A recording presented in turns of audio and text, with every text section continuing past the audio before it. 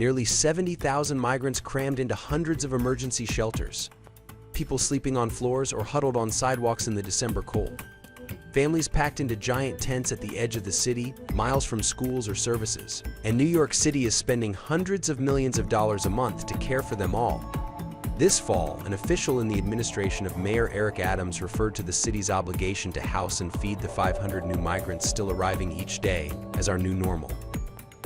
It is a normal that could scarcely have been imagined 18 months ago when migrants began gravitating to the city in large numbers from the nation's southern border. The migrant crisis in New York is the product of some factors beyond the city's control, including global upheaval, a federal government letting migrants enter in record numbers without giving most of them a way to work legally, and a unique local rule requiring the city to offer a bed to every homeless person. Don't forget to subscribe to the channel.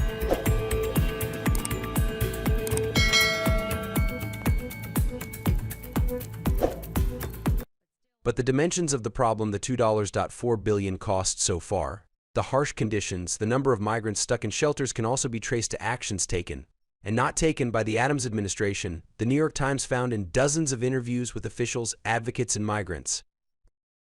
As the city raced to improvise a system that has processed more than 150,000 people since last year, it stumbled in myriad ways many never reported before. For most of the crisis, the city failed to take basic steps to help migrants move out of shelters and find homes in a city famed for its sky-high rents.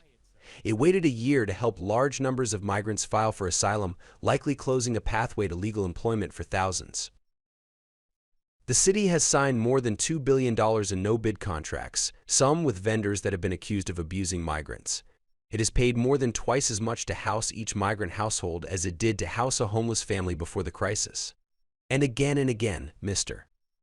Adams, a Democrat with a prickly streak, seemed to make his own job harder by berating state and federal officials whose help he sought. The timeline is a series of late responses and antagonistic postures, said Christine Quinn, head of the city's biggest network of family shelters and a former city council speaker.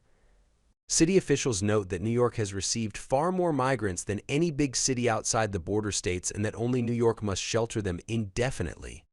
It has met that obligation over 99% of the time. While all of us have expertise in serving an aspect of this crisis, none of us are experts in essentially running a refugee system, which is what we are doing, Molly Wasso Park, the mayor's social services commissioner, said in October. But too often, critics say, the city has made avoidable mistakes. On the warm spring morning of April 13, 2022, shortly after 8 a.m., a bus pulled up to a corner in Washington, D.C. Passengers got out looking lost, clutching manila folders of paperwork after a 26-hour ride from the Mexican border. At least 6 men continued to New York City in a van hired by Catholic Charities. They were, in a sense, pioneers, passengers on the first migrant bus sent north by Gov.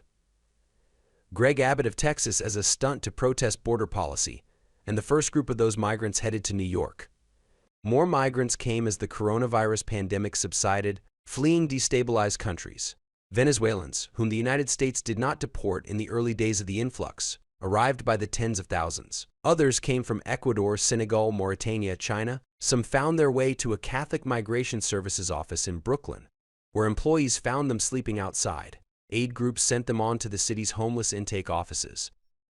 As the vacancy rate at family shelters dropped below 1%, officials scrambled to avoid defying the court decree guaranteeing a right to shelter. As the mayor's rift with the White House widened, his pleas for money and help were mostly ignored. City Hall has argued that it was only after the mayor ramped up his rhetoric that the federal government began paying attention and sending aid. But even that was scant $156 million for a problem that the mayor said will cost $12 billion over 3 years. City officials decided to look within the state for help. In May, Mr. Adams told Steven Neuhaus, the Republican executive of Orange County, that he planned to send several dozen migrants to a hotel there. Mr. Neuhaus recalled that the mayor promised to do nothing until he gave him details. "I never heard anything back, Mr. Neuhaus said. Soon, 2 buses of migrants with New York City police escorts arrived at an Orange County hotel. That week, Mr. Adams castigated upstate officials on a conference call. Every state lawmaker should have been in Washington, D.C., with me on my trips to say, "This can't happen to our state," he said on a recording obtained by the Times. The county executives did not respond as he hoped. More than 24 issued orders to stop the city from housing migrants on their turf. This is Fresh Air. I'm Dave Davies. While much attention has been focused on the surge of migrant crossings at the U.S.-Mexico border and battles in Congress over immigration policy, a crisis driven by the influx of new arrivals has been building 2,000 miles away in New York City.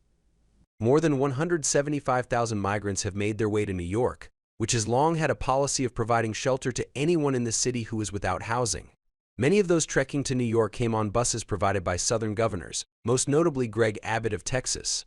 Many others have come on their own to connect with family and find work. The cost of providing shelter and other assistance to arriving migrants in New York is now in the billions of dollars. Other cities, notably Chicago and Denver, are facing similar challenges. But the crisis is particularly acute in New York. Mayor Eric Adams has said, quote, "This issue will destroy New York City." Our guest, New York Times reporter Andy Newman, has been reporting on the crisis in all its dimensions, the city's efforts to house migrants, including building tent cities, and steps it's taken to reduce the number of migrants it must care for, including discouraging people from coming to New York, busing some to other counties in New York State, and critics say, deliberately making conditions so difficult for migrants that they choose to leave the city's shelter system. Andy Newman has reported on New York City and the surrounding region since the mid-80s, with a particular focus in recent years on homelessness, poverty, and social services. We have reached the end of the video. If you like the video, don't forget to subscribe to the channel so that everything new reaches you.